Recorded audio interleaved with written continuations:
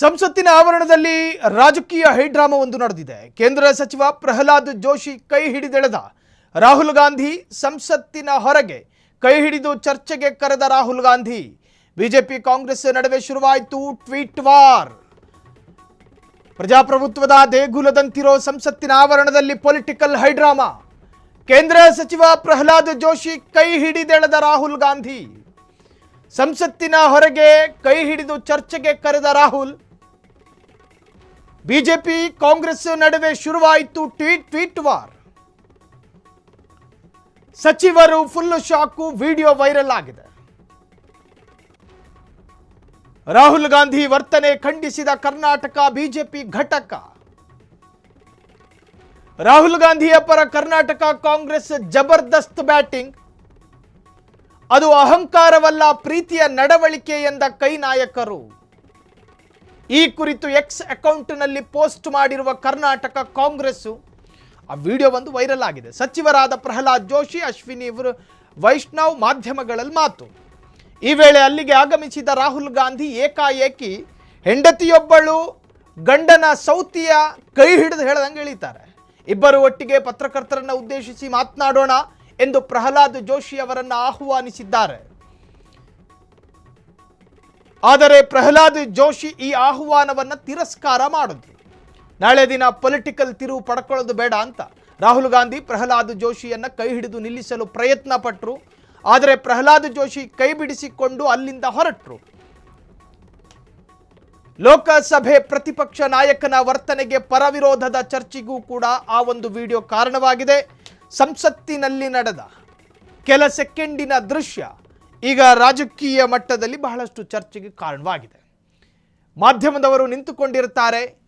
ಇನ್ನು ಪ್ರಹ್ಲಾದ್ ಜೋಶಿ ಒಂದು ತರಹದ ಗಾಬರಿಯಲ್ಲಿ ಅಲ್ಲಿಂದ ಹೋಗೋದಕ್ಕೆ ಪ್ರಯತ್ನ ಪಡ್ತಾರೆ. ಅವರ ಜುಬ್ಬವನ್ನು ಹಿಡಿದೆಳೆಯೋದಕ್ಕೆ ಪ್ರಯತ್ನ ಪಡ್ತಾರೆ. ಆ ಸಂದರ್ಭದಲ್ಲಿ ರಾಹುಲ್ ಗಾಂಧಿಯ ತುದಿಯಲ್ಲೊಂದು ಸಣ್ಣ ನಗು.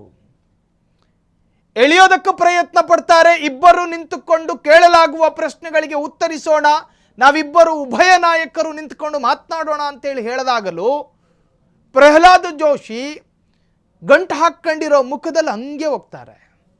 ಅಲ್ಲಿ ಯಾವ ನಗು ಇರೋದಿಲ್ಲ. ಹಿಡಿದೆಳೆದ ರಾಹುಲ್ ಗಾಂಧಿಯ ಮುಖದಲ್ಲೊಂದು ನಗು. ಹಿಡಿದೆಳೆಯೋದಕ್ಕೆ ಪ್ರಯತ್ನ ಪಟ್ಟಾಗ ಅದನ್ನು ತಪ್ಪಿಸಿಕೊಂಡು ಹೋದೆ ಅನ್ನೋ ಒಂದು ತರಹದ ನಗು ಪ್ರಹ್ಲಾದ್ ಜೋಶಿಯ ಮುಖದಲ್ಲಿ. ಸುತ್ತಲೂ ರಾಜ್ಯ ಮಟ್ಟದ ನಾಯಕರುಗಳಿರ್ತಾರೆ. ಆ ದೃಶ್ಯಗಳನ್ನು ನೀವೀಗ ಸ್ಕ್ರೀನ್ ಮೇಲೆ ಗಮನಿಸ್ತಾ ಇದ್ದೀರಿ.